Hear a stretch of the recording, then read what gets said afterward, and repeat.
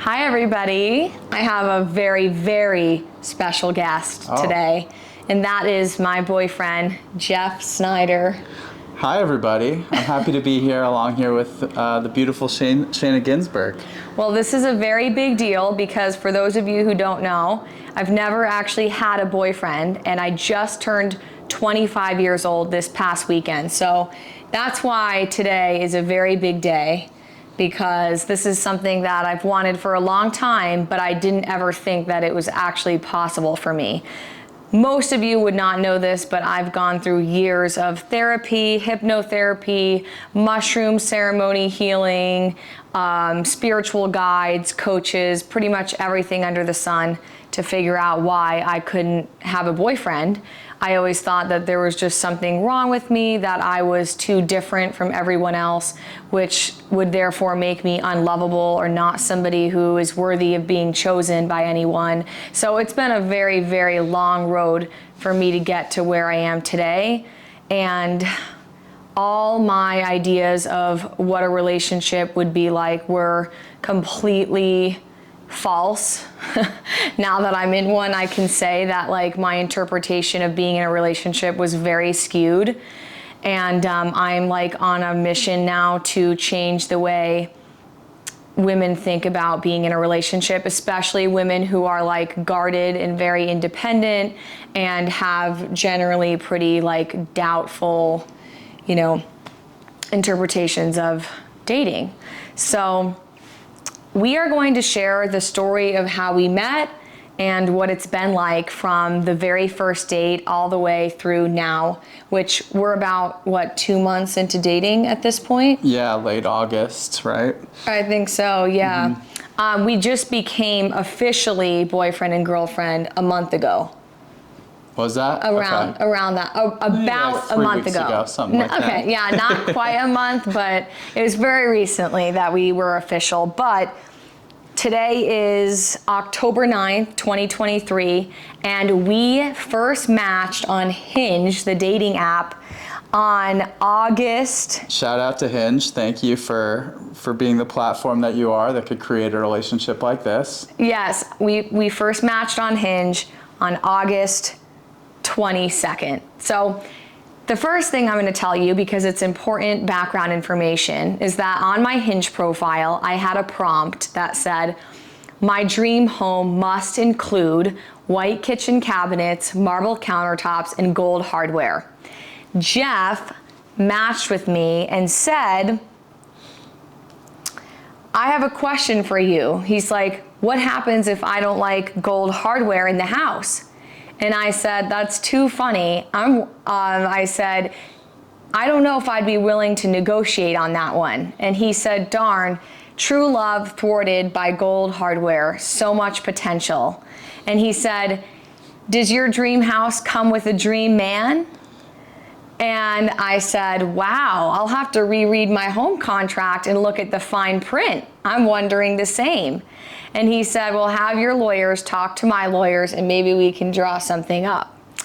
I was laughing and I was like, dang, this guy has game. Like, he's not one of those boring guys who just asks you, how's your day? And like, what's your favorite food or something? He's being playful, and I like that.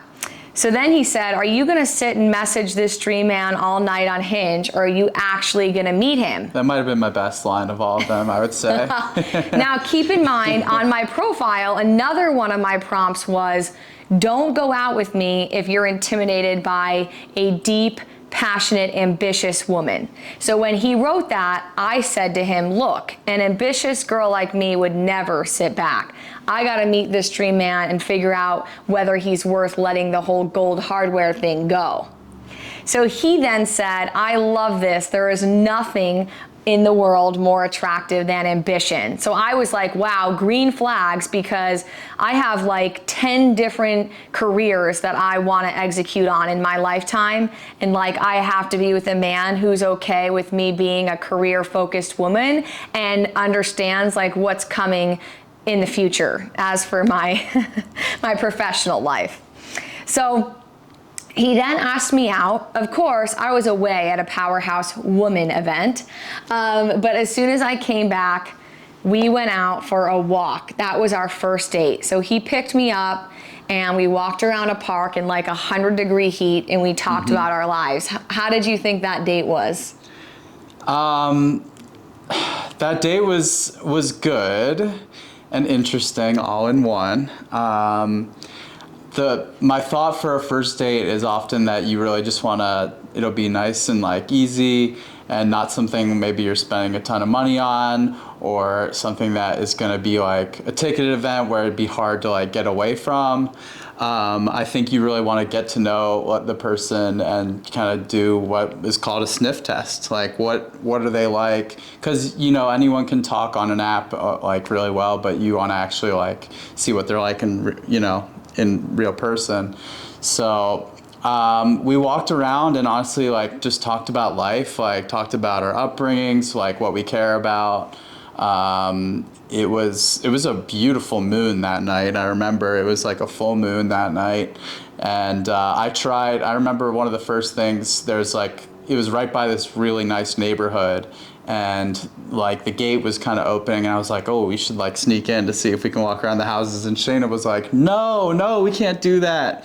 That like, it's because she's more of a rule follower than I think I am. So yeah, that was like, then we ended up sitting on a bench and, talking about her like life coaching stuff and like career stuff and ambitions. And I talked about things that I want to do. And it was like a really good conversation. And then we went out to a restaurant, a Mexican restaurant, and you got a Shirley Temple that wasn't very good. True, it was so watered down. It was not good at all. But yeah, on our first date, we jumped right into passions and career aspirations. I told him I wanted to be a speaker, that I had a brand, I was podcasting, and I was really passionate about personal development. I love my family, and he told me he loved his family and that his mom has been running this training and consulting company the last 20 years, and she does a lot of public speaking, which I thought was hilarious because in many ways, like, I seem very similar to your mom based on like career goals. Yeah. I would say they're pretty much exact, which I think the universe is just being totally divine and like literally put Jeff in my life and his mom in my life for like, like to help me with my career goals. And of course, I'm going to be helping you with the same because Jeff wants to be a life coach for kids and teens. So our brands are very much connected, which is so cool.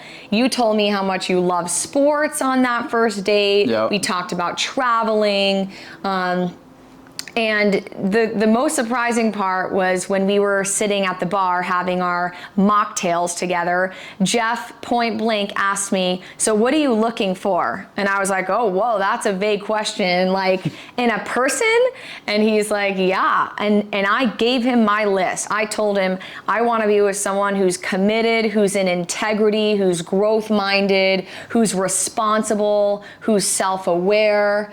I have a list that goes a mile long. So he did not seem very turned off by it. He actually was like, yeah, I feel the same.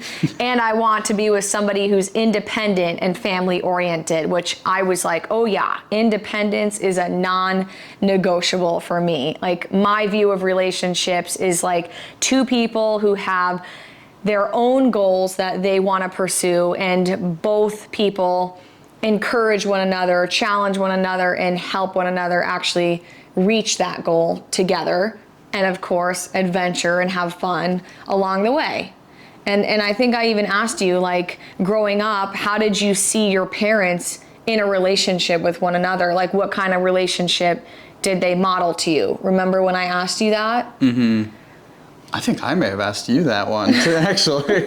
Well, regardless, our answers to that question were very much the same. Yeah. Because like our parents' dynamic together is extremely really similar. Really, really similar. Jewish, loving parents. Well, and independent parents that have both had their own like lives independently, you know? Like my parents certainly do not need each other. I've never witnessed like one of my parents having an unhealthy dependency on the other partner. And growing up in that environment, it's definitely made me clear about the fact that I want to be in a relationship where both people are whole and complete on their own, and they add to one another's lives, but they don't fill a void in one another. Yeah. And it seemed like you were very clear about that as well when I said that to you. Yeah, for sure. I'm such a free spirit in who I am and like my own independence. So like, I really just want someone that's going to add to my life, then I can add to theirs. And we're just kind of like going up and up, and it's your damn license plate. You know, I'd say what it is. Yeah, my license plate is co-elevate, so. I think that's an amazing term, especially for relationships, not just like your intimate relationships, but also like your friend relationships. You want to be co-elevating really in all of the relationships that you're in. So I think that's such a beautiful term. I had heard it from Lewis Howes, and it's one that's always stuck with me. And I think it's so funny that that's your license plate. That's crazy. I love that about you, though. I could tell from the first date that you are someone who's growth oriented. And you even told me that like after college, you had started this podcast with your best friend, and you talked about life and relationships and finding your purpose. And that alone spoke volumes to me, because it told me that you're somebody who is willing to put yourself out there to like execute on something that most people just dream about and never take action on. And it was very evident to me that through the questions you asked me that you were serious about getting to know me. Because I think if somebody's not serious about dating, they're not going to ask you what you're looking for, you know? So I really like that you were intentional about expressing that with me. Of course.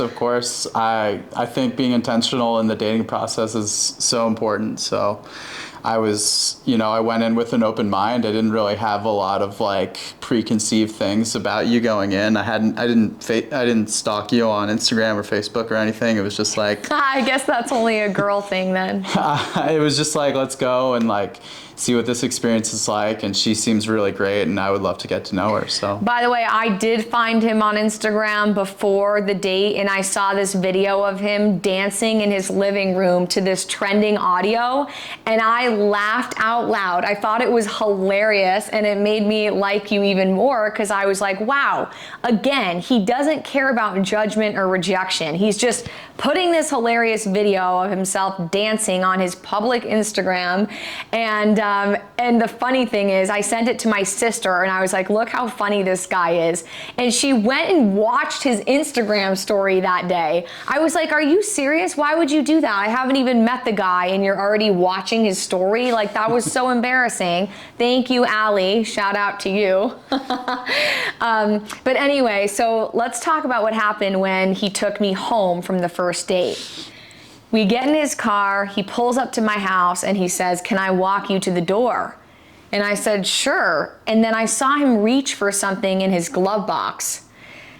Well, he followed behind me, and when I got to my front door, this is funny, so we're gonna tell it. It's pretty honest, but why not? It was that moment when you don't know whether to hug or kiss. To kiss.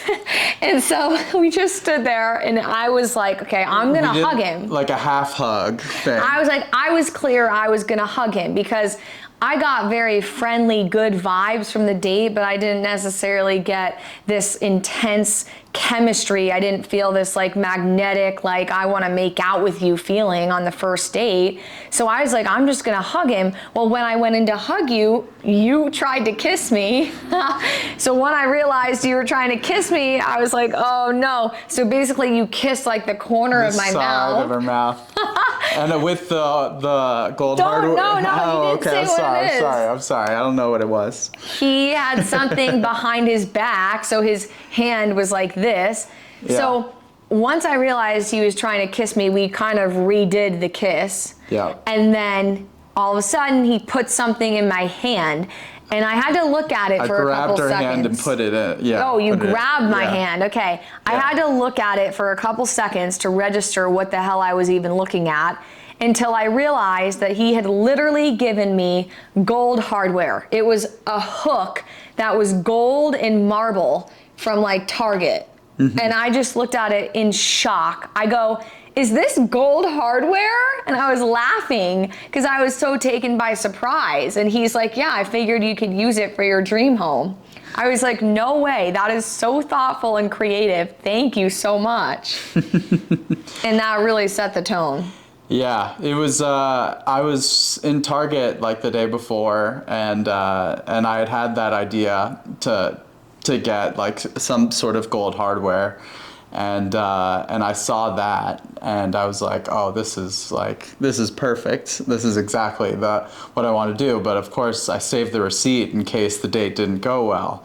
But luckily, it did, and it was executed perfectly, minus the not so great first kiss, I would say. Yeah. By the way, part of the reason I felt so awkward kissing him was because the Ring doorbell camera was literally right next to our faces, and I knew that my parents were in the living room and that my dad gets live notifications when people are in front of the door.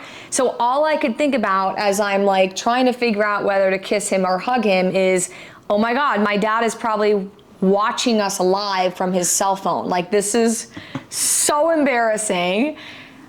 Luckily enough, he actually never saw the live video of us kissing. I wish there was a video, though. And unfortunately, we don't have the recording. Be an all-timer. Because my dad doesn't pay for the premium version of Ring, so we'll never get that recording. But that was really funny.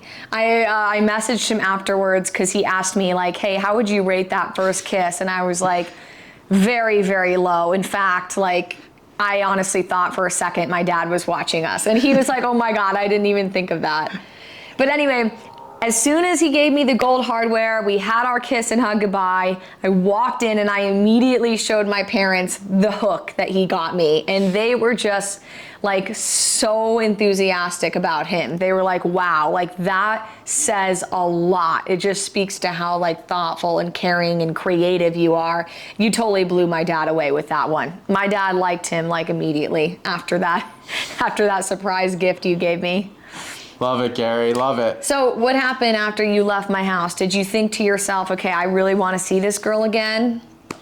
Yeah, I did. I was like, okay, that was a good first date. Like, that was a good run. Like, I definitely felt your walls were up a bit.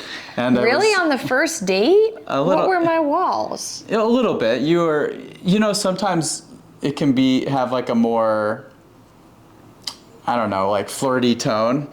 Whereas like it was more just like life, like kind of chat. So, and that was great. Like, honestly, that's what I'm looking for. So that was all fine. And I was like, yeah, I mean, I would love to see her again. And then I think we got to planning out like the second date from there. Yeah, I thought the date went really well. But again, I didn't feel this intense chemistry. And I'm telling you that for something that I'm going to share later. But oftentimes you'll hear people say like when they meet someone, they immediately know if there's like a spark. Yeah. And I didn't feel that way. I felt like it was easy to talk to you, and I definitely experienced you as a very nice, warm, thoughtful person for sure. But by no means was I like head over heels, like, oh my God, I'm like so drawn to him. I didn't feel that way. Yeah. So after that date, you texted me and you're like, okay, I want to see you again. Like, would you be down to come to this concert just like 2 days later? And I was like, sure. You know what? I do want to see him again. I'm curious. Mm-hmm. So I actually went to his apartment, and he made me this mocktail, and we sat down on this couch that we're podcasting on right now. And I actually opened this little deck of cards that has several conversation starters. And you and I talked about like random things, like who our favorite teacher was. Like, hold on, I want to take a couple steps back. Yeah, go ahead. Yeah, we had talked a little bit about like our music interests, which has been like a huge bond between us.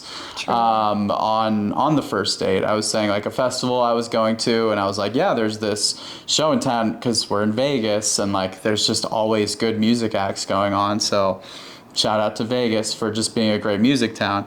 But going back to what you were saying about like just keeping on giving it a chance, even if there isn't that like immediate spark, that's a really big thing, because like if you just enjoy the person, if you enjoy spending time with that person as far as the date goes, like that probably would be enough to go on another date. Like you want to keep exploring it. Not everybody's going to be the same within one context, so you want to see like how they interact with multiple different contexts, which is something we've talked about previously.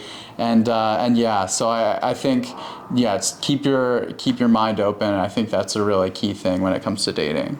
Yeah, that's true. The reason I wanted to go on a second date with you was because we planned on going to a concert, and I was like, okay, I do want to see what he would be like in a public setting, in that kind of environment where it's more playful and fun.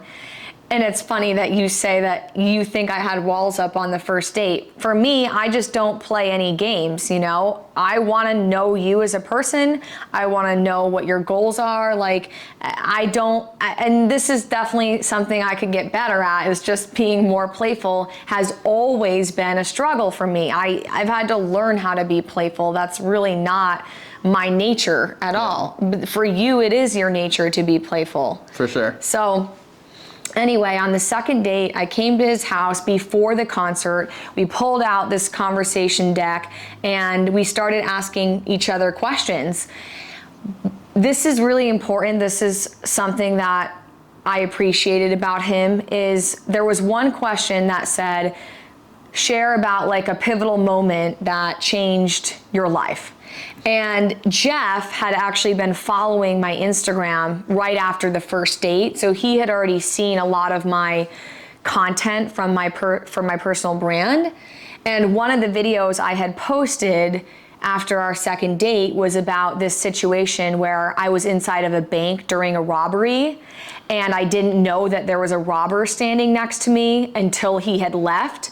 And during the bank robbery, the bank teller told me that I had to go sit in the corner until the cops arrived so I could give a statement. And I just looked at her confused, and she then told me what had happened, and I was hysterically sobbing because I was so oblivious. I didn't know like what was going on.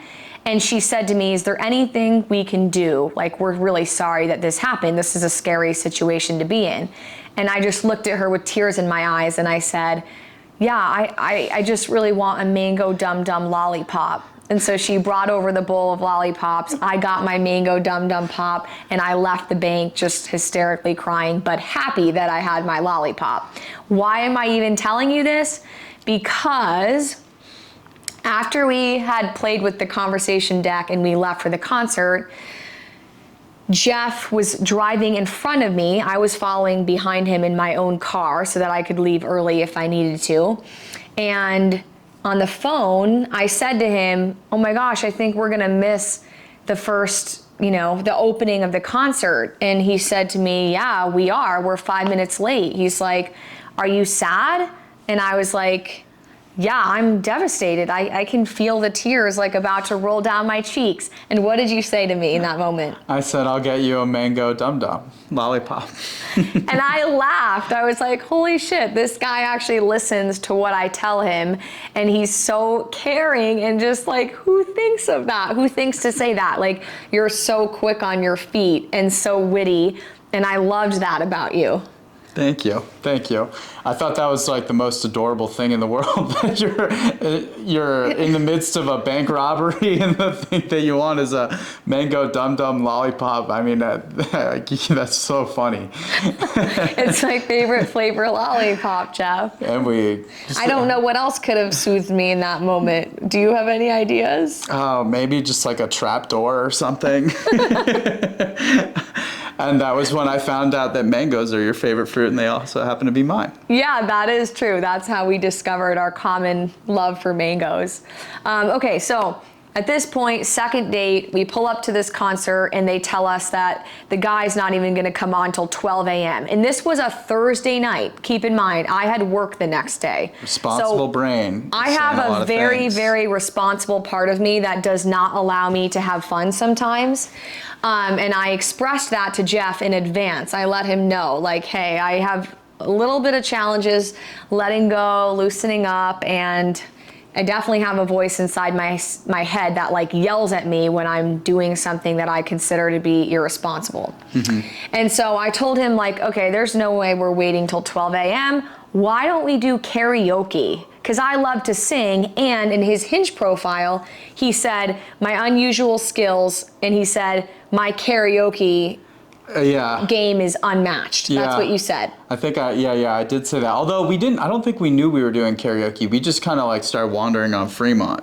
So, we started looking up karaoke places. Oh, that's right, Yelp. that's right. We asked what was around. I knew that we both liked karaoke. So I was like, you know what, let's do that. So we did stroll around Fremont a little bit, and Jeff, you did try to like touch me a little bit, right? Like you would kind of put your arm around me and stuff, but let me tell you, I just felt so awkward. Like I was not reciprocating any physical touch with Jeff at this point on the second date, just so you know. And I felt just very out of place a lot. Like I don't want to be very affectionate with you because I didn't really know you. And for me, that's like really showing someone that I love them. And so I was kind of withholding that because I just truly didn't feel comfortable enough to go there with you.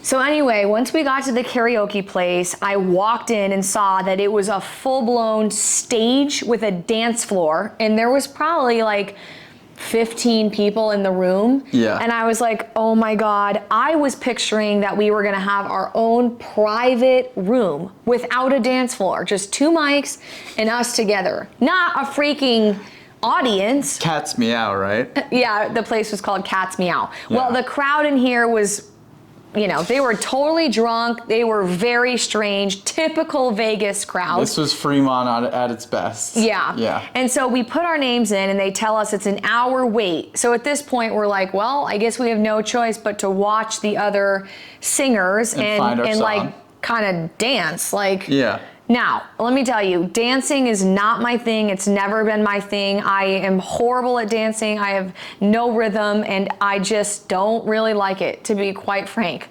I'm very comfortable singing, and I would way rather sing in front of people I don't know or even that I do know than I would to dance in front of people. So seeing that dance floor definitely evoked a little bit of anxiety.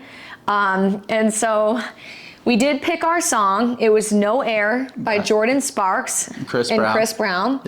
And before we got on the stage, we attempted to do a little bit of dancing. Pretty awkward dancing. We did some wobbling. We just kind of hopped in and out of some songs. And keep in mind, we were fully sober, not a drip of alcohol in our system. I think most people in those situations are like drunk. For sure. And this is a second date, okay? So that I'm place like proud is of made myself. for drunk people, for sure. And one of the things I like about you is that you don't really drink. I think that's a good thing. Like I think you don't need to drink to have fun or to be loose on dates or really just anywhere in your life. So that's just a good habit overall to be around. So I never really thought of that as like a problem. I did think the Shirley Temple on the first date was funny, but Well, so we kind of danced a little bit, and then there was a point where we sort of went off to the side and we just watched people dancing. And at that time we were standing up. Jeff like put his arm behind me, like behind my waist, and he was kind of holding me. And I straight up stood there while he was holding me with both arms at my side. Like I did not touch him at all. And all I could do was just analyze like how I was being perceived by him in that moment, because I knew that I was coming across as extremely controlled and in my head and awkward. And it just made the experience really tough for me because I didn't know any other way to be. I didn't really know what I should have done in that moment, like how I should have touched you. I just did not feel very at ease. Let's put it that way. Yeah. And I was totally analyzing everything in that moment. It was a little painful. What were you thinking when you had your arm around my waist and I was standing there like stiff as could be? I was like, she just isn't quite ready for this. Like, this is a lot. So I was like, I would want to get there, but like, she just isn't really feeling it. So that's okay. Like, we'll just see where it goes. So then we get on stage, Yeah. and I hand my phone to this girl in the audience to film us on stage. Yeah. And she was hilarious. So we start singing the song. Let's go, Jeff! Let's go, Shana! She acted like she had known us for years. Screaming. And then we would say the chorus, tell me how I'm supposed to breathe with no air. And she'd be in the background, how you supposed to breathe? She was yelling like that, yelling. And we were just laughing so hard. Like, wow, we've never had such a wild fan base in our lives for someone who doesn't know us at all. Yeah. So yeah, that was fun. How did you feel about us singing together? I mean, it was fun. It was fun. The song itself, probably would have picked a different one just because, I don't know, it didn't have the most rhythm or rhyme to it. And like, we wanted to find a good duet-y song that would work well, but it was super fun. I mean, just like getting up there and being on stage, I always like it. So yep, and he was still putting his hand around my waist. You can see it in the video. But I loved singing. We sounded horrible, that's for sure. We couldn't hear ourselves on the microphone, but nonetheless, we powered through, and it ended up being really fun. But how could you expect me to live alone with just me? I don't know the words after that, so we'll Yeah. stop there. But anyway, after that, we walked to the car and it was time to go home. So we get to the car and now we're comfortable just kissing and saying goodbye. So we kissed and we said, yeah, we had a great time. And then I knew that he was going to Arizona that weekend. So as we were leaving after the kiss, I said to him, have fun in Arizona. Yeah. And I took off. That night, I was kind of like going, I was kind of banging my head against the wall. Like, I don't know how I really felt about that date because of how awkward I felt with you. I still didn't feel this intense chemistry. I didn't feel this like strong pull towards you. I didn't feel that chemistry that you hear about sometimes in like movies. Mm-hmm. And so I started questioning like, whether or not we would be good for one another or whether or not that chemistry would even develop with time. And the next morning I came out to the kitchen and I told my dad, I was like, Dad, I was so stiff standing there when he had his arm around me. It was so awkward. Like, I don't know if we have chemistry together. And my dad was like, oh God, Shana, you're so cerebral. Like, basically you need to relax. And I'm just like, yeah, easier said than done.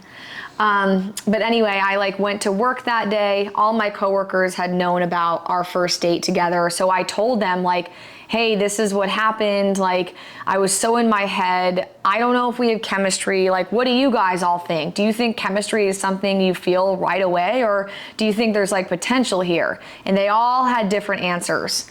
And I think I was just confused. I didn't know whether I wanted to see you again.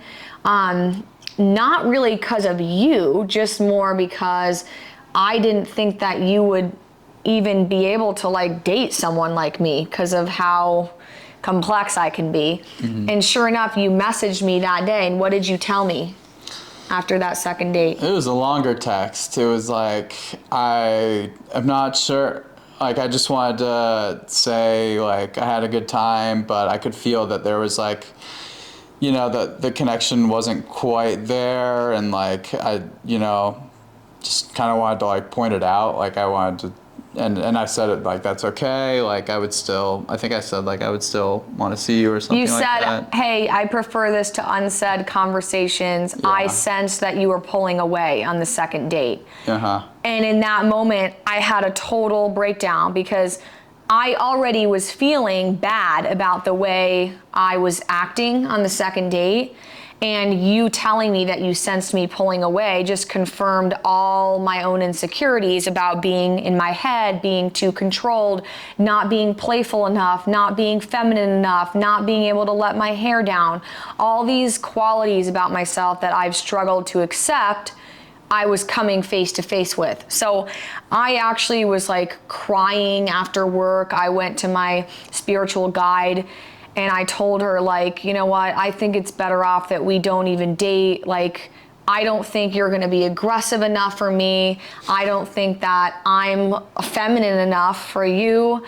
I think I'm just like not the right person for you. And I don't think we have enough like sexual attraction, I guess, to keep this going. And I was sad because I felt like, again, it was all because I'm too different and I'm too complicated, and like I didn't feel like it was, I felt like it would be a burden for me to date you knowing how many like walls that I have. And I just told my spiritual guide, like, I don't want Jeff dealing with that. Like, that's not his problem, you know? And so I was in a kind of a dark place, honestly, after the second date. And that's when I told my parents, I was like, I don't think I'm gonna see him again. And my mom was like, absolutely not. She's like, we have a friend who didn't feel chemistry. Yeah, Pam saved the day. But we have a friend that did not feel chemistry with her now husband until like 4 or 5 dates in. And so my mom was like, think about that friend. Like, you need to give this a chance. I'm not letting you give up. But the icing on top of the cake for me was I called my uncle, who I'm extremely close with. My uncle is someone that I've shared all of my like dating challenges with throughout my life. And I told him, hey, I met this really nice guy. He's Jewish just like me, and he's so genuine and caring and all these things, but I just don't feel chemistry. And he was like, okay, you are not allowed to just cut this guy off because you don't feel chemistry the second date in. He's like, this is your brain's way of managing all the uncertainty that you're feeling. And to stay in control, you try to determine the outcome of your dates very early on so that you can, you know, have certainty. And then you can go back to your comfort zone and be safe. He's like, it's okay to have all these thoughts and fears and hesitations, but you have to understand that every time you catch yourself analyzing, is he the guy for me? Is he good enough for me? Am I good enough for him? Is this gonna work out? That is all just your fear speaking. And I was like, wow, you are so right, Uncle Jeff. From now on, I'm gonna give this guy a chance, and I'm just gonna hang out with him and see how it feels just to be together. I'm not gonna analyze whether we're right for one another. And that's what I did. Our third date was a pickleball game at my house. Mm-hmm. And when we started playing, I told him, I've never played before. Are you gonna give me a history lesson? Not a history lesson, you're gonna teach me how to play pickleball. And what did you do? I told her how pickleball was a game that was started on an island in the Philippines, and by a family that brought it down through generations, and it eventually made its way over to the United States, which is a completely fabricated story. And I just wanted to see if she would catch on to my BS. I did right away. I did. I was like, oh, stop it. You're fucking with me. You were a little hesitant. But, well, yeah, the first couple seconds I was listening intently, like, holy cow, this guy really knows his stuff. And then I realized he was messing with me, and I was like, wow, I like that he can make me laugh. Again, he's showing his playful side. And so we played pickleball, and we talked the whole time back and forth, and it was very lighthearted and fun. And we sat together for a couple minutes and talked about life. But then I had to rush over to my friend's house, so I didn't really hang out with you for a lot of time. However, when you came to my house, you brought me a coffee that morning, which showed me how thoughtful you were. Your actions were consistently showing that you actually cared to get to know me. It was obvious that your intentions were like to take me seriously. Which for a lot of men, it's not. Like, you know, we know what a lot of men want. So I did not sense that from you at all. And then from then on, you and I just texted, and you did something really, really impressive, which was you sent me randomly this like video script idea that you wanted to film for me for my Co-Elevate with Shana brand. Yeah, that was definitely one of the more fun thoughts. It goes back to her responsible brain that she has when in just her regular everyday life. And I was like, well, this is a part of you, and this would be perfect for your brand, just to show like how your responsible brain interacts in different situations. So I came up with 3 different scenarios that she could do, and that'll be something that we'll come out with eventually. Yeah. But it'll be a fun little series, and I was like, this is perfect for you. Like, this is perfectly encapsulates who Shana is and like how you think. And I didn't ask him to write me video ideas. He did this on his own. So when he showed me that, I was like, wow, this guy like believes in what I'm doing career-wise. He like understands my passion, and he's supporting me in a way that no guy has ever thought to do. Because I'm a very independent woman, and a lot of men have no idea how they can add value into my life, because I pretty much do everything that I want to do, and I don't wait for anybody to like make things happen for me. I take it upon myself. I've always said I don't need a man, because I don't really rely on like men maybe in a typical way. Like, I'm not looking for someone to give me direction and guidance in my life. I'm not looking for someone to like, tell me like things that I don't already know about myself. I am a very self-assured person. I know who I am. I know what I want. And a lot of men are kind of turned off by that, and probably a little uncertain of what their role would even be in my life. So you came in and you were like, okay, I'm going to get very creative about this. And I really appreciated that, because then I was like, wow, man, I could have a boyfriend who's a freaking video producer too. That kind of sounds like a good idea. So anyway, that was our next date. Is he literally filmed a couple videos of me for my Instagram, and we had dinner together on your front deck. Yep. That's when you told me that you wanted to make videos as well. Yeah. Tell us a little bit about your like career aspirations. Oh man, there's so many. One thing that has come up is working with teens within coaching, because I've been working with kids like so much of my life, and I think that's one thing that brings me so much passion and joy, is just being around kids, and really I think in many ways like the school system fails us, and so I think there's definitely a need there, as far as empowering kids to really do the things that they love to do. So really pouring into that. So that's one thing I want to do. I mean, there's so many things. A lot of them have to do with sports, just because that's who I am.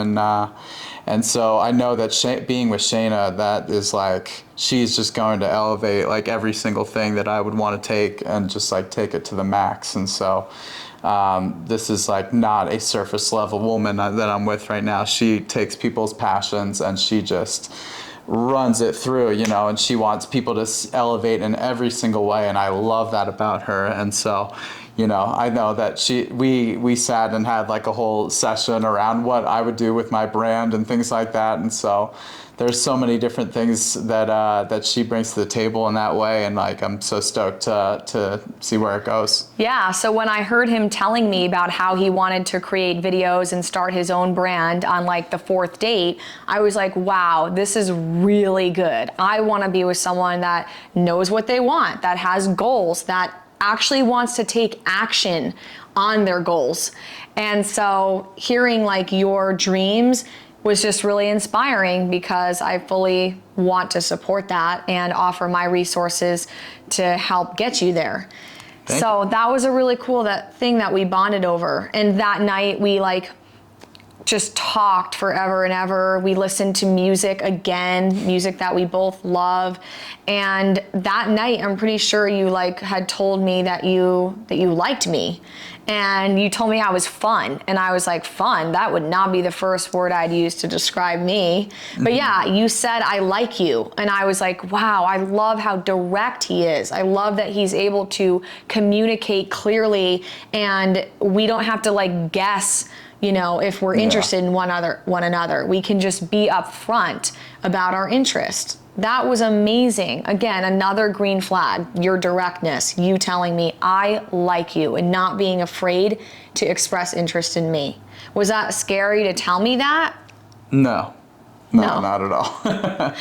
No, I live like with my heart on my sleeve. I think that's the term, and I just usually say what I'm thinking, especially like within a situation that I feel like comfortable with. So like I felt comfortable with you, especially on that third date. I think we really found a pretty good vibe there. That was really like the upward trend, I would say, of our relationship was after that third date, because it seemed like we were just so aligned on a lot of different things. Fourth date. Oh, was the fourth date. You're right. Yeah, fourth date. Yeah. And I mean, the Greek food was really good. So, and that it just probably put me in the mood towards liking her. Yeah, and we talked a lot more about our families that date. We also talked about, what was I gonna say?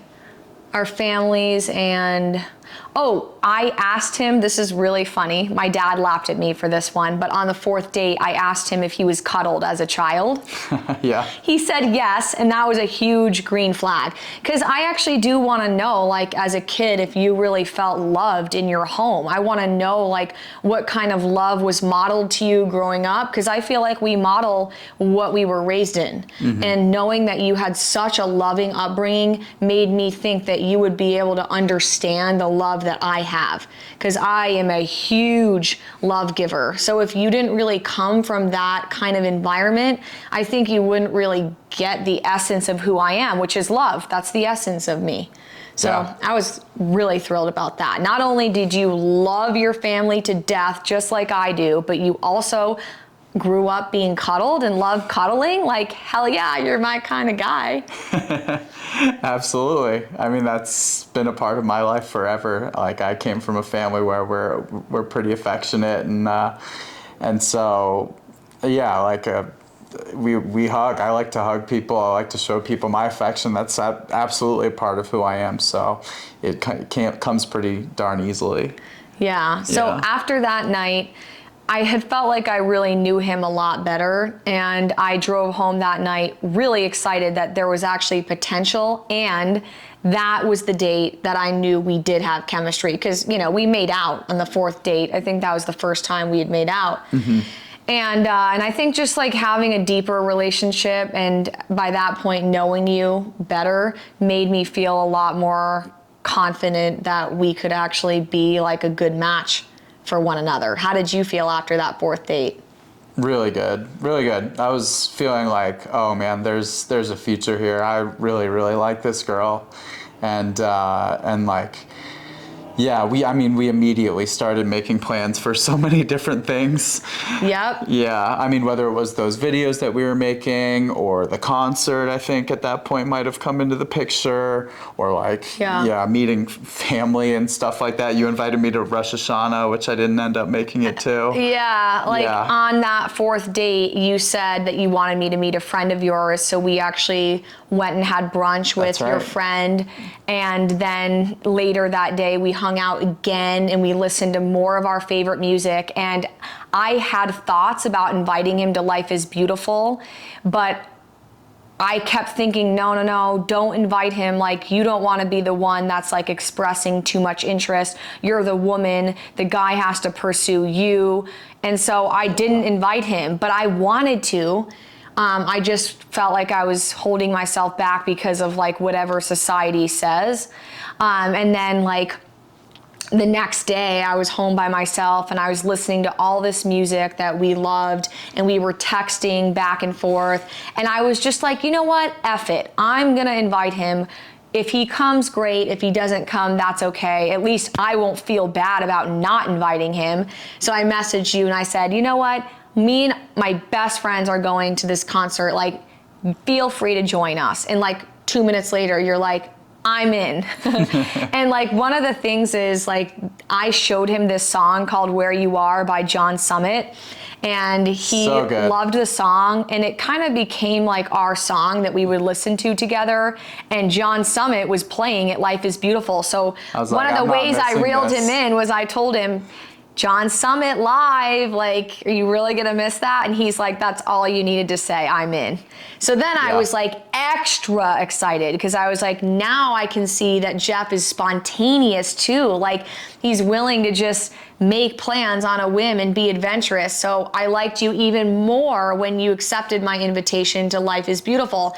And that moment actually taught me to not be afraid of like expressing my interest for him and making plans with him, because for so long I thought that I needed to hold back. I even wrote in my notes like all these thoughts I was having. Don't show him too much interest, like don't come on too strong, don't pursue him.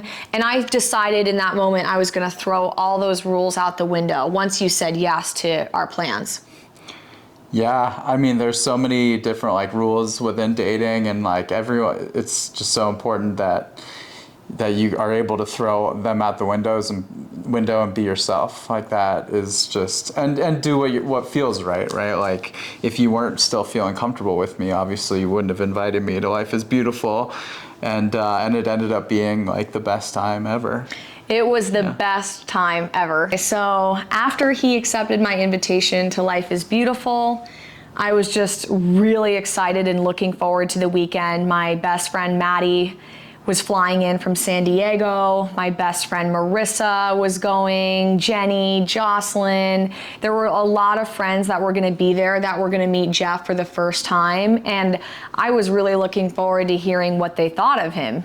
And of course, just really excited to experience John Summit play Where You Are and for us to be together. So I got to the venue and Jeff showed up a little bit later than I did. And when I saw him, I was just excited, honestly. We basically, introduced you to all my friends, and you seemed to kick it off with them really well. How did you feel about meeting all my friends? Was it kind of intimidating? Were you afraid, or did you feel really confident going into that?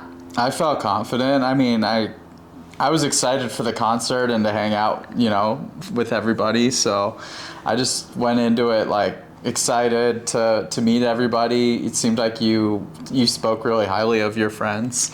Yeah, so. I forgot to say, before the festival, we actually FaceTimed one night, and you had me tell you about all my friends that you were gonna meet. So I did give you a little bit of a rundown about my friends in advance, and I got to hear a little bit about your friends too. And I really liked that you asked me about my friends, and it showed me that, again, you really care. I feel like if people do not ask questions about you or your life, they don't care about you. Like, that's my interpretation. I'm not saying that's a fact, but I show people that I care by being inquisitive about their lives, and it comes from a very genuine place. That's how I make people feel welcomed, loved, seen, and acknowledged, and you do that. So I saw myself in you, and I really love that about you. Really do. I love that about you too. Thank you. Glad we established that. Yeah, glad we could have some words of affirmation there. But yeah, I really enjoyed your friends. Like each and every one of them. Yeah, like Gigi, Marissa, Jocelyn, Jenny, Maddie, of course. So funny. Brooklyn. There's a bunch. Brooklyn. Okay? And this is only a small group of my actual friend group. Yeah. Yeah, everybody was having such a good time. Follow the straw. Gigi had the straw. That was such a fun thing. Yeah, my friend Gigi had this massive straw inflatable balloon thing that he would hold up so that none of us got lost in the crowd. This is really important to say. Life is Beautiful was my first ever festival, and I was very scared about going because I get really overwhelmed in like massive crowds, and I have actually struggled with anxiety a couple times being in places where I felt out of control and unsafe. So I was going into this pretty skeptical, and I questioned whether I'd actually be able to handle being in a massive crowd of people. And I did tell Jeff that going into it. So, I wanted to set myself up in advance so that if anything did happen, it wouldn't come as a surprise. So I made the expectations very clear that I might be a little bit uneasy. And so what I saw in Jeff that I loved is that at the festival, a loud, crowded, overstimulating place, Jeff was asking my friends questions about their lives and getting to know every single person. And I just love that because it really wasn't the best time and place to get to know people, but you managed to do it, and I didn't even need to be directly next to you just to see that you were doing that. It just showed me that you were really making an effort. Yeah. I mean, I can certainly have fun with your friends even without you. That's so mean. No, I'm kidding. They're fun people. So I obviously would love Shana to be there always, but they're just enjoyable people to be around. So they like to party and dance and love good music. So Yeah. that's just my vibe. So I'm down for all And they're that. extremely deep and open and vulnerable, which Jeff has that balance. You are so fun and playful and adventurous and lighthearted, but you also know how to be deep and vulnerable and open and serious about things. For sure. I love that you're able to balance that, because I want to be with someone that wants to have fun and can let loose, because I'm not that great at it. But I also want someone that's going to be a responsible, sturdy rock and, is comfortable having deep, real conversations that are below the surface. Yeah, there's a time and place for all of it. Obviously, if something went wrong at that concert or someone was feeling sick or whatever, you'd be quick to just be okay, playtime's over. Let's deal with what's going on. Yeah. So there was a performer on at one point, and we were in the crowd with my friends, and Jeff was standing behind me, and he was kind of holding me from behind. And at this point, I wasn't stiff and awkward anymore like I was on the second date. I was very embracing of him touching me. And so this song had come on, and Jeff was just holding me from behind, and all of a sudden, I just started crying. My best friend Marissa was in front of us looking at us, and she kind of looked at me with this endearing face, like this kind of face where, something kind of touches your heart and you're just aw, like that. And she looked at both of us, and it was her look that just sent me overboard, because you were holding me from behind as I was listening to music, and I was trying to be at peace with being at this festival that was scary for me. And you were just you made me feel safe, and the fact that you were just embracing me and loving me was a big deal for me, because all I could think about was the fact that I had cut this part out of my life forever. And I was crying because the thought going through my mind was, wow, I can't believe I shut myself off to dating, to being in a relationship, to men. I can't believe I spent years telling myself this is just not for me and I'm incapable of having it. And you just holding me in that moment was just very overwhelming in the best way possible.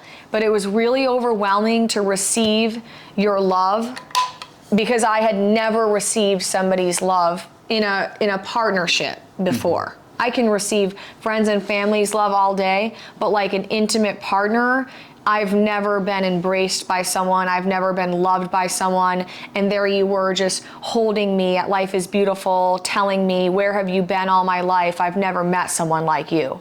So I was just sobbing, and you knew I was crying. Mm-hmm. What did you think? What were you thinking in that moment?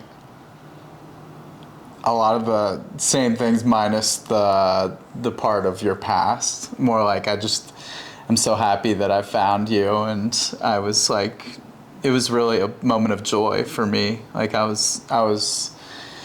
in a state of bliss. I was like, I can't believe that like this has all come together and so fast. And like, I was just really happy about it all. And I was really, I mean, I was enjoying the music and all the stimuli there, but I was also just thinking about you for sure. And shortly thereafter, Marissa had me put you up on my shoulders too. Yeah, she said it was Yeah. like a festival tradition for me to get on Jeff's shoulders and like kind of be above the crowd, because it was my first time at the festival. And that was, you know, cool and fun. I mean, I felt like on top of the world kind of thing. Yeah, I was totally in just a state of shock. Like constantly I was thinking to myself, where did you come from? Who are you? Are you even real? Like truthfully, it was actually hard for me to fully receive you, because I kept questioning if it was all too good to be true. That was the consistent thought. Like, Shana, you know, maybe you shouldn't be like too excited about this, because like it does seem like too good to be true. I don't know if you can really trust it, but with time I was like, okay, it is real. Actually, what it took was a couple days after the festival, I went to my spiritual guide and I told her all of Jeff's qualities. I was like, he's caring and he's thoughtful and he adores me and he tells me how interested he is in me and he's consistent. And Oh man, play this one on a loop. All these things. And I just said to him, like, I don't know if this is real. Like, is this really true? And she just said to me, well, what do you mean, Shana? All the qualities that you just listed off about him describe you, and you're real. So like, why wouldn't Jeff be real? And I was like, mind blown. Like, yeah, I guess she's right. Like, I am all those things too. Like, and I'm a real person. I exist. I'm tangible.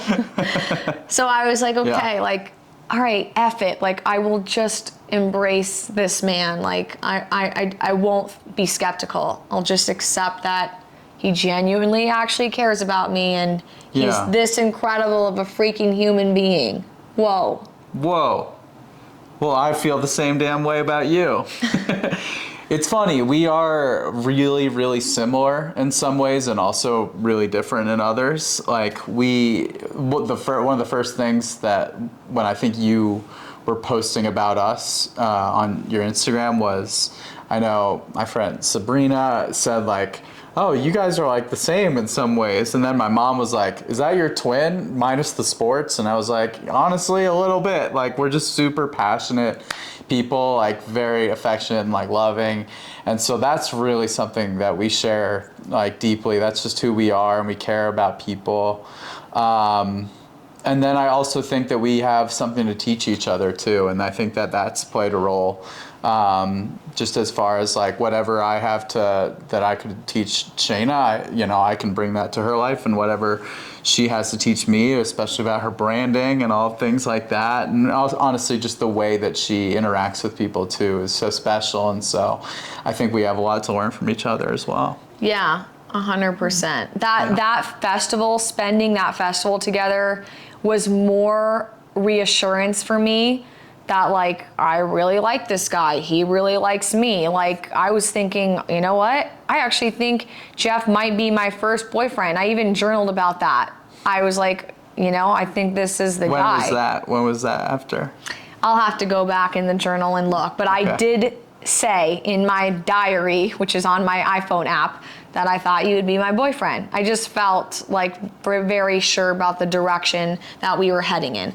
We forgot to mention something really important. Before we went to Life is Beautiful, the day before, Jeff came to my parents' house for my niece's first birthday party, and it was the first time he had met my family. So we totally forgot. Like, that was a huge element to all of this. So I was hesitant to ask him if he wanted to come meet my entire family at my niece's birthday party, but I just figured, like, why not invite him to all the fun aspects of my life? We had already done a lot together. It just made sense. And he said yes. And so that day, all day long, I was anticipating you coming. So were my parents, my sister, my friends. And so you walked in the door and you immediately were talking to like one of my friend's parents, who they're like my second parents. And I saw how easily you were hitting it off with them. Then you started talking to my parents. Everything was so effortless and easy. How did you feel going into that? Were you like, oh boy, I don't know what her parents are going to be like. This could be weird, or? No, not about your parents. Definitely not. I think just the way that you had spoken about them, you were like, they're so welcoming, and I immediately got to feel that from Pam and Gary. And then, I mean, one of the first two people I met at that were Sandra and Mena, and they were both awesome people. Like, they just accepted me immediately and like wanted to get to know me, and like they were so just easy to chat with. And yeah, gosh, Mena, just like, it seemed like he was lifting me up like in every single way that night, and I appreciated that. And yeah, it was a great time. Like, it's funny because we had talked about, our big things had been like music, and like we had talked about like music had been like our big connector, and we had talked about friends and stuff, but obviously we had talked about family too. And she was like, I'm sorry, it's not like a big party at this. And I was like, are you kidding? Like, I have always loved family gatherings and things like that. Especially if they involve activities, that's always been my jam. But yeah, family gatherings has always been something that's like up my alley, and especially with great people. So he met a lot of people that night, and everybody loved him. He watched this slideshow that my sister put on for 30 minutes of her baby, and like really got to know us pretty well through that, I would say. Yeah. And like, you talked to my parents, and I felt like it was really easy to have you in my house. And that's important to me, is I want to date someone that can get along with my parents, that can like just chill at my house with my family. Like, family is everything to me. Yeah. And I want to be with someone who has very positive feelings about their parents, and because those are the people who raised them, and like, you kind of become how you were raised in a lot of ways. Some people do a lot of work on themselves to get to that place, which I respect, but like, I think that the way you were raised and the way I was raised are very similar. And like, you being at my house that night, again, more affirmation that you were great for me. And the best part of the night was Mena, my friend from high school's dad. He came into my room and I showed him the gold hardware that Jeff had got me on the first date. And Mena immediately was gung-ho about hanging up the hardware on my wall because it's a hook. So he got my dad to come in with the screwdriver. He had Jeff in there. My mom came in. My friends were in the room. And we literally got the hook on my bedroom wall, and it felt like an initiation. You did. It really felt like, okay, this is gonna be my boyfriend. Like, at this point, he's met the whole family. Now we're hanging up this gold hardware from our first date on my bedroom wall. Like, Jeff, you better not turn back now. Like, this is the real deal. That's how it felt. What did you think about that? All that? I thought it was hilarious, and also like a bit much just to need to make that happen like in the middle. Well, maybe not in the middle of the party, but towards the end of a party where we're all gathering. But I definitely appreciated it, and it was a symbolic moment, I think, for us, just as far as like, okay, this is like, once the gold hardware gets up that he had brought on the first date, like that's when it's real. Yeah, that is when it felt very real for us. So that was a highlight of this whole thing so far, this whole dating thing. But yeah, I just wanted to go back to that time. So let's fast forward. The next day after he meets my parents, we go to Life is Beautiful. And the day after that, we basically got together and we kind of like talked about the whole festival and how we felt. And that was when I opened up to you and I told you, like, hey, just so you know, it's been a long journey for me to get here to like be with you. I've gone through a lot, and like, I would never be able to express to you the like struggles that I've endured through that. But it's been a very, very painful process for me. And so like, I told Jeff I was honest with him, and I just said, like, you should know this about my past. And he just accepted me as I am. He listened to me. He kind of understood what I'm all about, and I appreciated that he could like empathize with me and apparently still love me despite what I consider my many imperfections. So that felt good to just be accepted by you and seen by you. Like I knew I could tell you anything and not be afraid of your judgment. I always knew that like we had a safe space to talk about things. Yeah. Absolutely. And you can tell me anything. Yeah. And like the next day after I told him in person, like, hey, this is a little bit of what I've gone through, I then made this Instagram post about him. And I just wanted to genuinely acknowledge him for like coming into my life, whether we were going to be together long term or not. He already like touched me and made such an impact that I wanted to express it, because I express myself through writing a lot. So I made this whole post about him, and we actually I posted our Life is Beautiful picture together, which pretty much became our hard launch. We blew up the internet, if you want to say that. Yeah. And I think that again was like kind of initiation of like, this guy's gonna be my boyfriend. Like I made this post about him. We feel the same way about one another. Yeah. And like, I don't feel like hiding this anymore. I think it's obvious what's going on here between us. So why not share it with the world? Because like, I don't share things just to share things. I share things because there's something important that I want to teach people, something I want them to connect with, to relate to.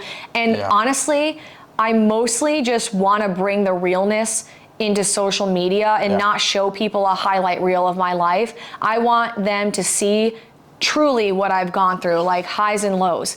And so I did that, and like I think it just inspired more passion between us, and you loved it. You loved the post, right? Yeah, of course. Some people would be scared away by that, so that's why I'm asking. Well, I mean, I love you, so that was pretty easy to go along with, and you are just unbelievably genuine on your social media as far as the things that you're putting out, what you say. You just wear your heart on your sleeve. Like it's a great lesson as far as just how you should use it too. Like you let people know exactly what you're thinking. You're such a model for people in that way, and it's like awesome to see. Yeah. Thank you. Mm-hmm. And I've always loved how easily you're able to acknowledge people as well, because throughout, these many dates, you always would tell me like wonderful affirmations about who I am as a person, and I think that made me really feel seen by you. We had discussed our love languages on like the 4th date, so I already knew that like, I knew how we were going to show love to one another, and you know that words is very, very important to me. Yeah. My parents have not always been the best at giving words of affirmation, though they're pretty much near perfect parents. So like having Jeff be amazing at words of affirmation has been such a highlight about this whole relationship thing. But yeah, like that post that we did, just like you and I texted that day about like how many people were commenting on our post and that were inspired by us. And like, then he was like, oh, you want to come to my friend's wedding in April? And I was like, do you want to come to my friend's wedding in June? And then he's like, well, do you want to come to Thanksgiving with my family? I'm like, holy shit, what's going on here? We're moving so fast, and we're not even boyfriend and girlfriend. So that was just funny, but like there was so much momentum we were riding on. It just was like, so clear that we were going full force into a relationship. Hard launch. That day, that evening was when you finally asked me if we were going to be exclusive. Yeah. You originally texted me, which I was like, oh my God. I was like working. I'm like working, and it's like right before I'm leaving for this trip. And I'm like, I think, like, I know we are, but I'm like, this conversation should happen, right? True. Like this, especially if you're feeling all of these things, I'm like, we're talking about Thanksgiving right now, like, and I'm going away on a trip. Like, you definitely are gonna want to hear that, like we're exclusive, when we're away from each other. So, and I was feeling that myself, and I was like, I'm like, I know I'm good with it, but like I think she is too. So I asked her by text, and she was like, and I wanted to call her, but I was like, I'm working till 10:30 tonight, so whatever, just text it. And then he did call me. Yeah. Because I pointed out the fact that he was texting me about whether we were exclusive or not. So he picked up the phone, he called me, and he asked me, and I was like, oh yeah, of course, it's pretty obvious. We don't really need to say it, but communication is key for us. We established very early on that like communicating honestly and openly and without judgment is critical to our relationship together, and it will forever be. That is a non-negotiable for me. Like, I refuse to be that girl who stays quiet about my like doubts, fears, hesitations, insecurities. I will not be that woman. I will be a woman who uses my voice, who stays authentic to like who I am and what I believe. Even if I'm afraid to insult you or offend you, I will always say what's real to me. Yeah. Because I would way rather be authentic and like live with peace knowing that I've communicated my truth than I would, feel like suppressed and hiding under something. Yeah. So it was great that we communicated, hey, we want to be in a relationship. And then on that call, when we decided we were exclusive, I told him like, hey, now that we're in a relationship, I want to make real, vulnerable, honest content about dating consciously, about being in a mature relationship. By the way, I'm 25 and Jeff is 30. He's about to be 30. So we have about a 5-year age difference between us. But one thing we have in common is Jeff loves personal development, and so do I. And we're both very self-aware. You have been in a coaching program. Yeah. I've done numerous personal development trainings. I continue to see a spiritual guide. And like both of us really value investing in ourselves and being growth oriented. So I want to make sure that I'm in a relationship that's very, very mature. We communicate. Yeah. We like are aware of our own limiting beliefs, our behaviors, our actions. We both reflect on like how we're being in a relationship, where we are. That's like very, very important to me. Absolutely. You're a remarkably good communicator. You too. Thank you. It's so easy to talk to you. I mean, it comes naturally. Like, I want to talk to you like often. So, like whether it's real stuff, like things that you want to do, or like silly stuff, like it's just all real easy.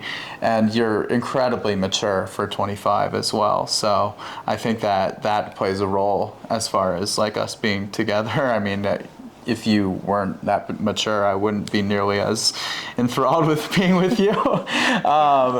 But you are, like, the way that you approach life, like I see it, and it's beautiful, and you are just so uplifting for people, and I am just excited. I'm excited for us. I'm excited for where we're going.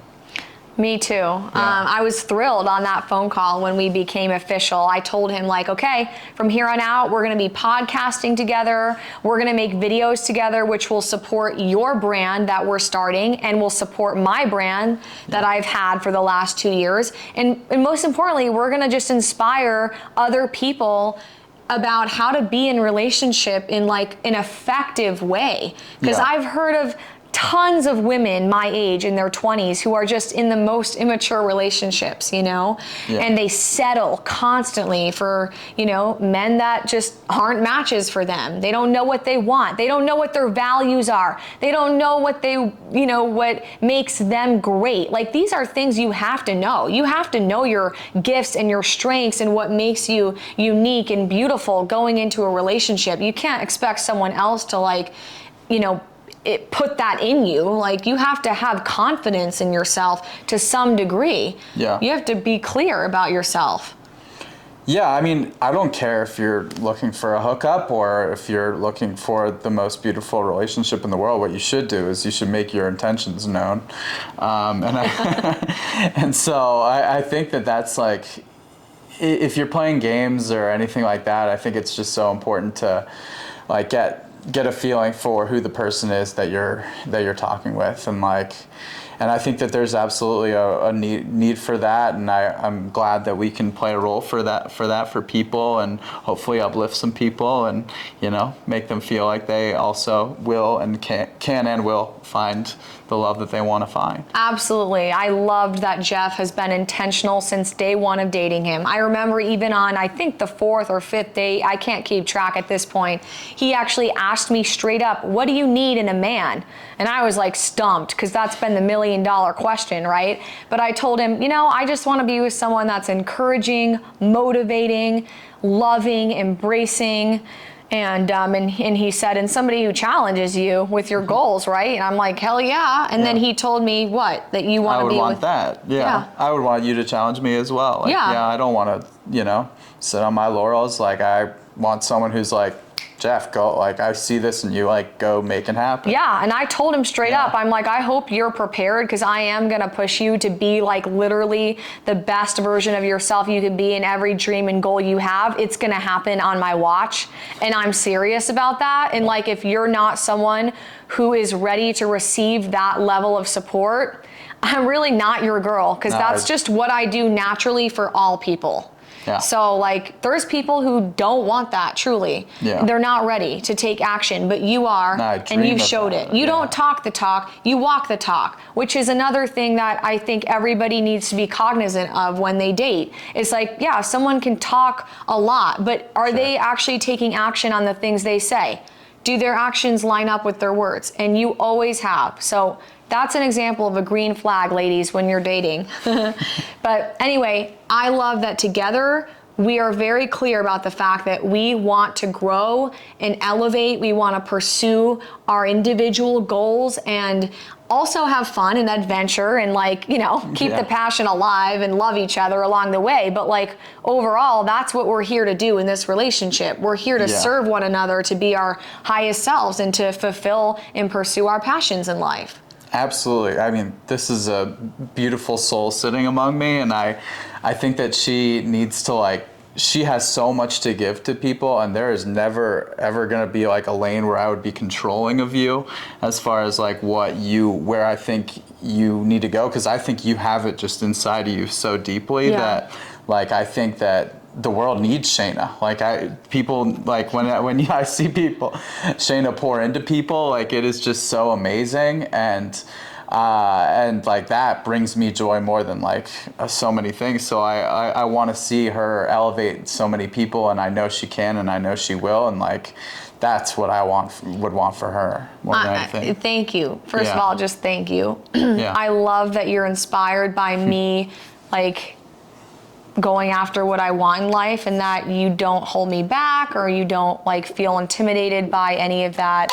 And I think I'm glad you brought that up, because for so long I had such a negative interpretation of being in a relationship. Like, I truly did not want to be with anyone, because I made up this story in my head that, like, having someone in my life in an intimate way would mean that I would lose things. I would lose joy. I would lose, like, my focus on my career, that somebody would control me. They would tell me, like, what I needed to do. Like, I did not want someone taking away my independence, and I did not want someone that was gonna, like, just take from me. I wanted someone that was going to add value into my life. But unfortunately, it was just hard for me to wrap my head around the fact that that could actually happen. I think you hear a lot of horror stories from, like, friends and family members. You see other people's relationships and you pick up on that, and then you kind of figure that, like, maybe that could be you, and then it deters you from wanting to be in a relationship. And that definitely happened to me with many different people in my life, though. One relationship that's been steady my whole life is my parents, and they've been the best model for me about what, like, an amazing relationship looks like, and I'm so grateful to them. But seriously, like, being in a relationship with you has completely challenged every belief I once had about what it would be like to be in a relationship. When I say it's too good to be true, that's how it feels. I mean it. Like, it really is. I never would have imagined somebody could just come into my life and just freaking loved the shit out of me. Like and it's so sad to think this, but like I literally did not believe that there was somebody in the world who could love me fully, who could get me, who could understand me, and who could just want to like pour into me. Like I really did not think that there was any chance that that could happen. And it sounds crazy because people probably look at me and think that I'm like the most confident woman on earth.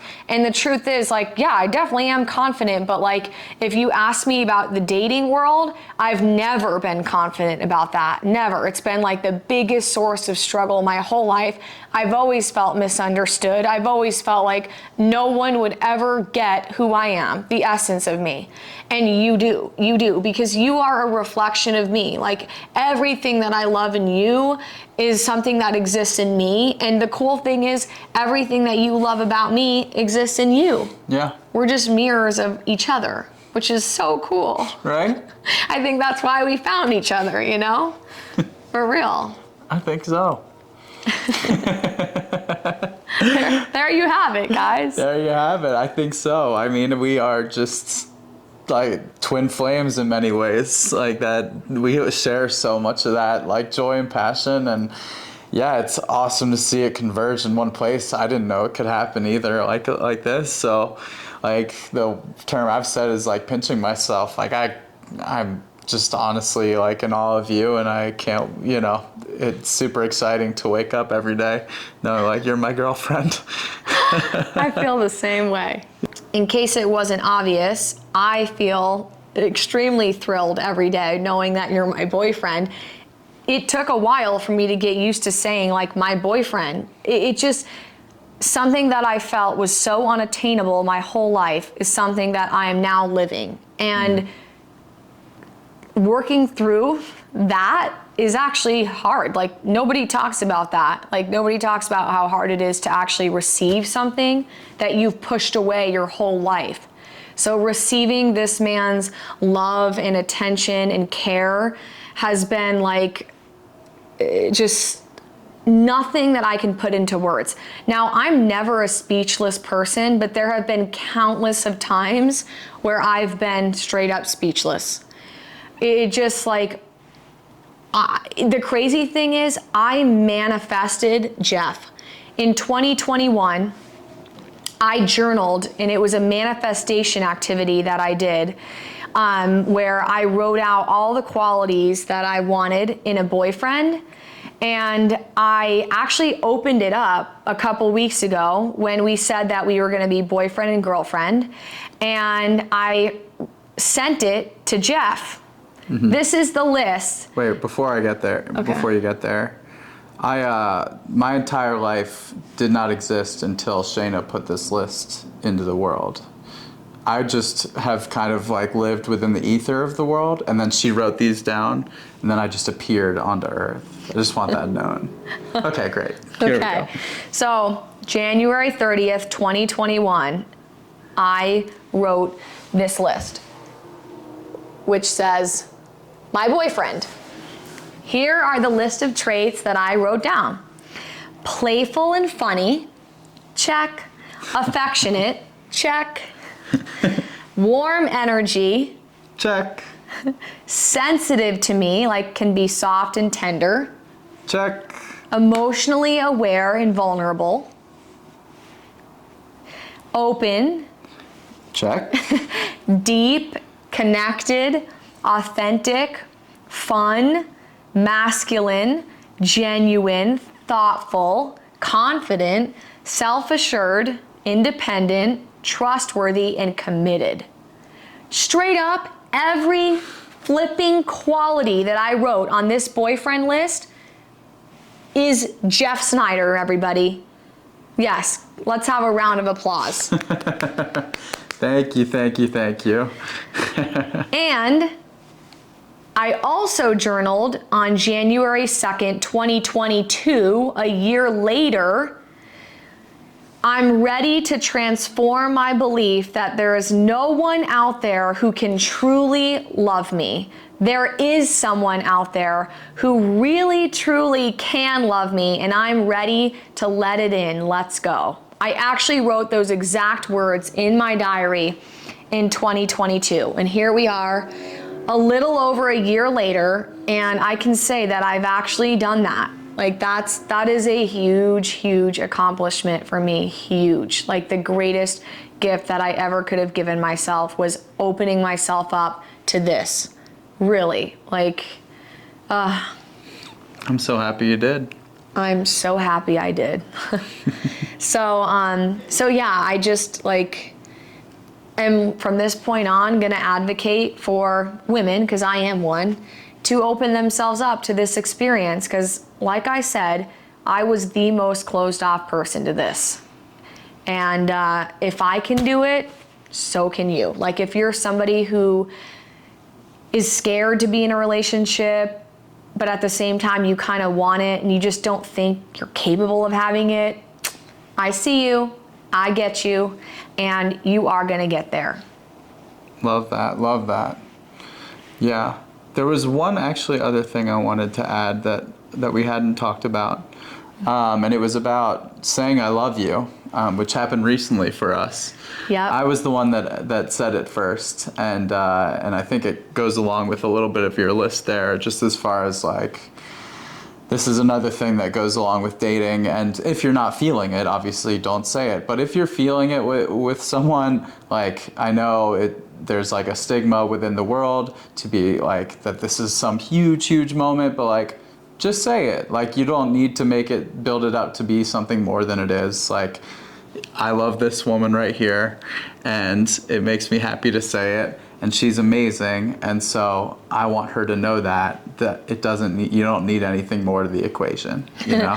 Yeah, I wanted to tell him I love you several times, but I convinced myself out of it because of all, the things that people say about like, who said it first? When is the right time to say it? Like, don't say it too soon. So I didn't say it. And then this past weekend, we celebrated my 25th birthday, and he like said I love you to me, and I had to ask him, I'm like, did you just say I love you? Like, I love you too. Like, thank God we can actually say this, because guess what? I say I love you to like every person I meet. She does. So for me to not say I love you is like the hardest thing that I could possibly do.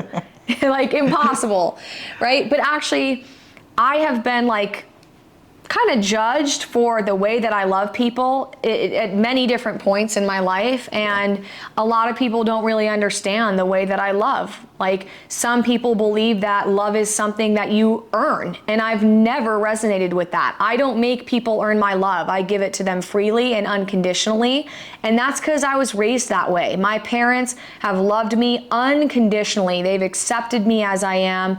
I've never had to earn love from anyone in my life, so I am not shy about expressing that with people. Yeah. But I've had people tell me like, this is a different kind of love, Shana. Like you can't just express love the way you typically do in a relationship. And so I've really just gone through a journey of figuring out what works for me and trying my best to ignore what society says is right and acceptable and just following my authentic self.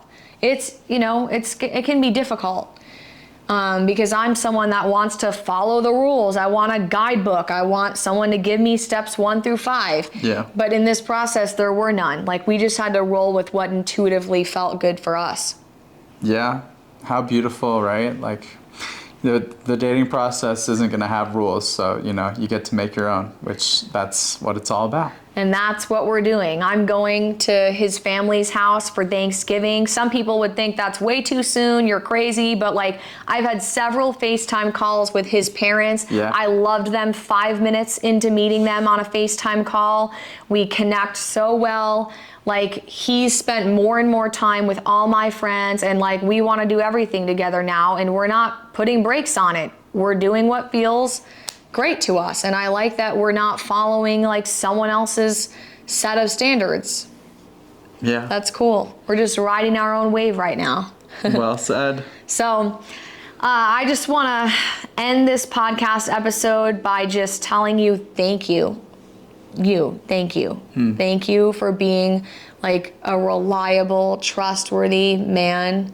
Thank you for being vulnerable and open with me, for being able to cry in front of me, for creating a safe space for me to like express all of my emotions without judgment. Thank you for hyping me up. Thank you for your enthusiasm in life, your positivity that you radiate, your love and affection that you extend to every person you meet, your inquisitive nature, the way you ask questions to show that you really care about people, how genuine you are. I mean, I could go on and on and on. Like, I introduced this guy to both of my bosses that I've been a personal assistant for years. And one of my bosses asked him, like, you know, what has you so enamored with Shana? And he was like, this is the easiest question ever. She's passionate. She's a light in this world. She's a go-getter. She's loving. She's all these things. And when I watched him just express that so easily and comfortably, I was like, wow, he really sees me. And then he straight up cried, and he was like, I've never felt so sure about someone in my life. And I was like, damn, does that feel good that someone just sees my freaking beauty inside and out and can express it. Words are so freaking powerful and important. Like, that's how we're gonna make a huge impact on people, is through our words. Yeah. So, yeah. I love you for that. Well, thank you so much for the words of affirmation. I think I could keep going and going as well. You've said many on this podcast. I've said plenty here, but but yeah, words are so important. Not only the words that you say outwardly, but also the words that you say to yourself inside. I think that's another good thing to note, to note for people. Just, you are your own positive or negative self-talk. So whatever that reflection is what's going to come out of you. So, keep that in mind, and I hope that we can keep radiating that joy and bringing that out to the world. And we will. We don't hope, we're doing it, ladies and gentlemen. Amen. So I'm really, really looking forward to the impact we're gonna make through our brands. For real. Like, we are gonna go places with the videos we're gonna make together, and we are gonna be the example for people of what a wonderful, intimate relationship looks like. We're gonna show people what is possible for them in their relationships. We're gonna change the game.